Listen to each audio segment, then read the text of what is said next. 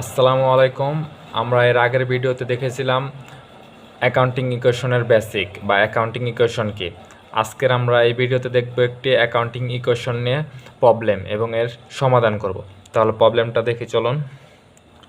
Paragon Gym was started on April 1 by Mr. Samuel. A summary of April transaction is presented below. মানে কি একটা April মাসের summary দেওয়া আছে এই জায়গায়, এটাকে ট্যাবুলার অ্যানালাইসিস করতে হবে। এই যে এই নং প্রশ্ন উত্তর আছে কি, এটা ট্যাবুলার অ্যানালাইসিস করো। এই জায়গায় দেওয়া আছে কি কি ব্যবহার করতে হবে কলামের মধ্যে: cash, account receivable, supplies, equipment, account payable, owner capital, owner drawing, revenue, expense. মানে এই 9টা ইউজ করতে হবে। দেখেন আমি এই 9টা কিন্তু জায়গায় দিচ্ছি। প্রথমে ক্যাশ, তারপরে owner accounts receivable, supplies, equipment, account payable, owner capital, owner drawing, revenue, expense. এগুলো আমি দিছি। এগুলো কিন্তু এই প্রশ্নের মধ্যে মেনশন করে দেওয়া আছে, ওইগুলো আমি দিছি। এখন চলুন ট্রানজ্যাকশনগুলো দেখি। প্রথম ট্রানজ্যাকশনটা কি আছে যে ইনভেস্ট 5 লক্ষ টাকা, ক্যাশ টু স্টার্ট বিজনেস, মানে ব্যবসা শুরু করার জন্য 5 লক্ষ টাকা ইনভেস্ট করছে। যেহেতু ইনভেস্ট করছে তার মানে কি এটা ওনারের ক্যাপিটাল, ওনার যেহেতু দিয়েছে ওনারের ক্যাপিটাল, তার মানে কি আমি এটা এই জায়গায় বসিয়ে দিলাম, ওনার ক্যাপিটালে বসিয়ে দিলাম, এই 5 লক্ষ টাকা বসিয়ে দিলাম। যেহেতু আমরা জানি অ্যাকাউন্টিং ইকুয়েশনের সবসময় দুই পাশে সমান থাকে, অ্যাসেট এবং ওনার ইকুইটি সবসময় সমান থাকে। যেহেতু এটা ওনার্স ইকুইটিতে 5 লক্ষ টাকা হয়েছে, অবশ্যই এটা অ্যাসেটের মধ্যে আসবে। অ্যাসেট আমাদের কী বাড়তেছে? 5 লক্ষ টাকা ক্যাশ বাড়তেছে, তাহলে আমাদের এই জায়গায় 5 লক্ষ টাকা দিয়ে দিলাম ক্যাশের এই জায়গায়। তারপর দ্বিতীয় ট্রানজ্যাকশনে আসি চলুন। তৃতীয় ট্রানজ্যাকশনে কি ইকুইপমেন্ট কিনছে 3 লক্ষ টাকার, 3 লক্ষ টাকার ইকুইপমেন্ট কিনছে, মানে নগদ টাকা দেয় পার্সেন্ট লেখা, যেহেতু নগদ টাকা দেয় কিনছে তার মানে কি আমাদের টাকা এই জায়গায় কমবে, মানে ক্যাশ কমবে 3 লক্ষ টাকা।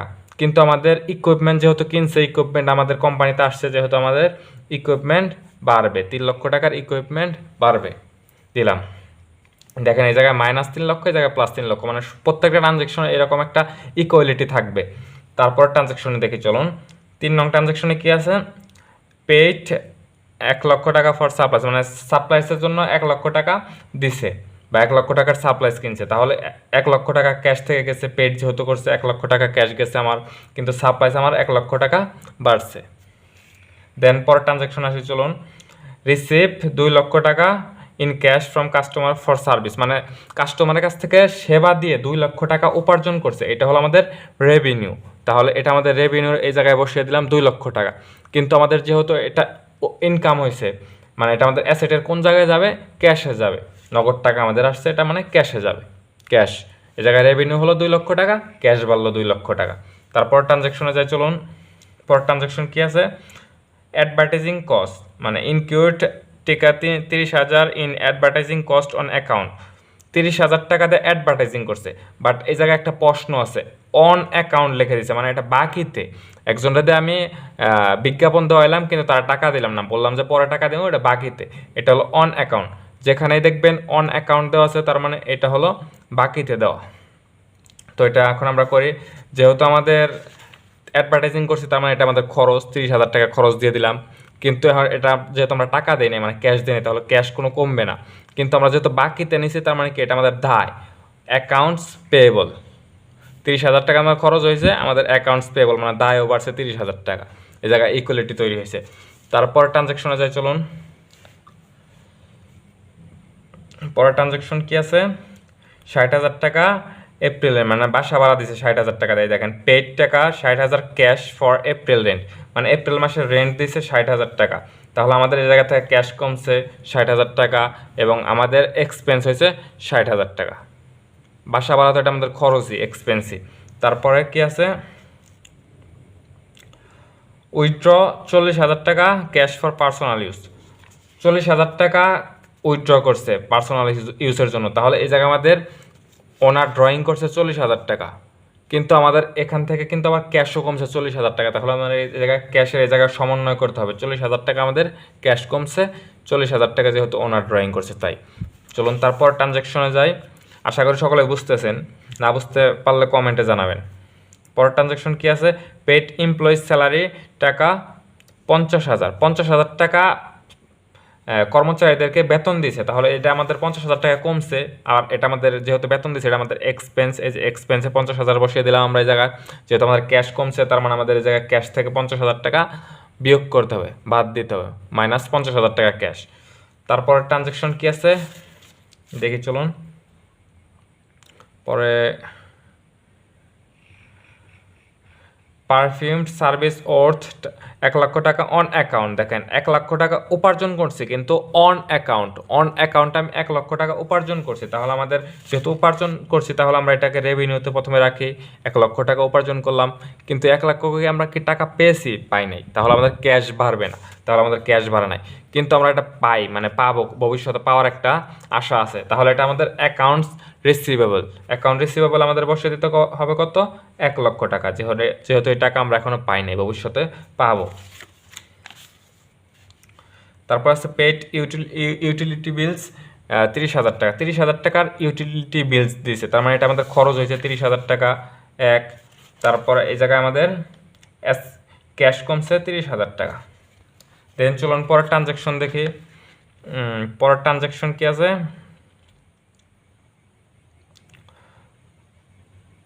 কালেক্টেড ক্যাশ ফ্রম 60,000 টাকা ফর সার্ভিস বিলেট ইন ট্রানজ্যাকশন 9। মানে 9 নং ট্রানজ্যাকশন আমাদের কী আসছিল? আমরা বাকিতে 1 লক্ষ টাকা সেবা দিছি।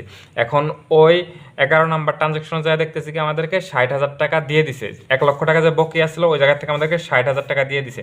তাহলে 60,000 টাকা যেহেতু দিচ্ছে, আমাদের ক্যাশ বাড়লো 60,000 টাকা। কিন্তু এখানে আরেকটা সমস্যা, ক্যাশ বাড়লো ঠিক, কিন্তু আমাদের যে বাকি পাইতাম 1 লক্ষ টাকা, এখন কি তার কাছে আমি 1 লক্ষ টাকা চাইতে পারবো? চাইতে পারবো না। এখন আমি তার কাছে পাবো কত? 40,000 টাকা। মানে 60,000 টাকা কমছে, যে 60,000 টাকা কমে দিতে হবে। 40,000 টাকা ক্যাশ বাড়ছে, কিন্তু আমার পাওনা টাকা 60,000 কমে গেছে। 40,000 টাকা ক্যাশ বাড়ছে, পাওনা টাকা 60,000 টাকা কমে গেছে। দেন পরের ট্রানজ্যাকশন আসি, চলুন আমরা। Paid 20,000 on balance wait for advertising incoming in transaction 5। 5 নম্বর ট্রানজ্যাকশন আমরা দেখছিলাম যে আমরা একটা অ্যাডভার্টাইজিং করেছিলাম, কিন্তু টাকা দিই নাই। ওই টাকাটা আমাদের হাতে এখন হয়েছে, আমরা দিয়ে দেবো। তাহলে আমাদের 20,000 টাকা ক্যাশ কমলো, যেহেতু আমাদের 20,000 টাকা দিছি, 30,000 দিই নাই, ফুলফিল করি নাই, 20,000 টাকা দিয়ে দিলাম ক্যাশের থেকে। কিন্তু ক্যাশ 20,000 টাকা দিয়ে দিলাম, সে আমার কাছে 30,000 টাকা পাইলো, তারা 20,000 দিয়ে দিলাম, মানে সে তা আমার 20,000 টাকা দায় মুক্ত হয়ে গেলাম গা। তাহলে আমাদের 20,000 এই জায়গায় মাইনাস করে দিতে হবে। 20,000 টাকা ক্যাশ কমছে, 20,000 টাকা লাইবিলিটিসও কমছে আমার 20,000 টাকা। এখন এগুলো যোগ করতে হবে, সবগুলো যোগ করি। 5 লক্ষ -3 লক্ষ -1 লক্ষ +2 লক্ষ -60,000 -40,000 -50,000 -30,000 +60,000 -20,000, এগুলো যদি সব যোগ করি 1,60,000 হবে। দেন তারপরে অ্যাকাউন্ট রিসিভেবল আছে +1 লক্ষ -60,000, তাহলে কত হয়? +40,000 টাকা। দেন সাপ্লাই আছে 1 লক্ষ টাকা। তারপর হলো ইকুইপমেন্ট আছে 3 লক্ষ টাকা। তার করলাম এই জায়গায় সাম করলাম। এখন অ্যাকাউন্টস পেয়েবল 30,000 আসছিল, +30,000 -20,000, তাহলে এখন আমাদের +10,000 টাকা। দেন তারপরে হলো ওনার্স ক্যাপিটাল, এই জায়গায় আছে 5 লক্ষ টাকা, 5 লক্ষ টাকায়। এই জায়গায় ওনার্স ড্রয়িং আছে -40,000 -40,000। এই জায়গায় রেভিনিউ +2,000 +2 লক্ষ, +2 লক্ষ +1 লক্ষ, মানে +3 লক্ষ টাকা। দেন এই জায়গায় আমাদের এক্সপেন্স -30,000 -60,000 -50 -30,000, এগুলো যদি আমি যোগ করি তাহলে 1,70,000 -1,70,000 টাকা। এখন আমাদের অ্যাসেটের এইগুলো সবগুলো যোগ করব, অ্যাসেটগুলো যোগ করব, এইগুলো যোগ করলে হইতেছে 6 লক্ষ টাকা। দেন এই পাশে আমাদের লায়াবিলিটিস প্লাস ওনার ইকুইটি, এগুলো যোগ করব, এগুলো যোগ করে হইতেছে আমাদের কত? 6 লক্ষ টাকা। তার মানে কি আমাদের এই পাশ আর এই পাশ সমান। যদি সমান না হয় তাহলে কিন্তু আমাদের ম্যাথ হবে না। দেখা গেল যে এই জায়গায় হলো 6 লক্ষ টাকা, বাট এই জায়গায় হলো 5,70,000 টাকা, এটা কিন্তু হবে না। এইভাবে যদি হয়ে থাকে তাহলে বুঝতে হবে আপনার ম্যাথ কোনো এক জায়গায় ভুল হয়েছে, তো ম্যাথটা সমাধান করতে হবে। এটা আমাদের এ নং প্রশ্নের উত্তর গেল। এখন এই জায়গায় বি নংয়ে দেখা আছে যাচ্ছে কি, from the analysis of owner equity column compute the net income or net loss. মানে কি বলছে, আমাদের এই যে কলামটা যে করছি এই জায়গা থেকে আমাদের বি নাম্বারটা সমাধান করতে বলছে, যে এই জায়গা থেকে নেট ইনকাম বের করতে বা নেট লস বের করতে। তাহলে আমরা এটা এখন বের করি। আমাদের ইনকামের সূত্র কি? নেট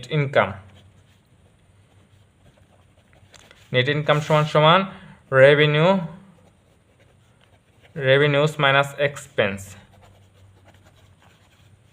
এখন আমরা এই জায়গায় দেখি তো আমাদের রেভিনিউ কত হয়েছিল আগের আমাদের রেভিনিউ হয়েছিল 3 লক্ষ টাকা, আর আমাদের এক্সপেন্স 1,70,000 টাকা। তাহলে আমাদের রেভিনিউ হয়েছিল কত? 3 লক্ষ টাকা। আমাদের এক্সপেন্স হয়েছিল কত? 1,70,000 টাকা। তাহলে 3 লক্ষ থেকে 1,70,000 টাকা বাদ দিলে কত থাকে? 1,30,000 টাকা। 1,30,000 টাকা। তার মানে আমাদের নেট ইনকাম হয়েছে 1,30,000 টাকা। আশা করি সকলে বুঝতে পারছেন। যদি কারো কোনো সমস্যা থেকে থাকে তাহলে কমেন্টে জানাবেন, আশা করি সমাধান করার চেষ্টা করব। ভিডিওটা ভালো লাগলে লাইক কমেন্ট করে পাশে থাকবেন। আসসালামু আলাইকুম।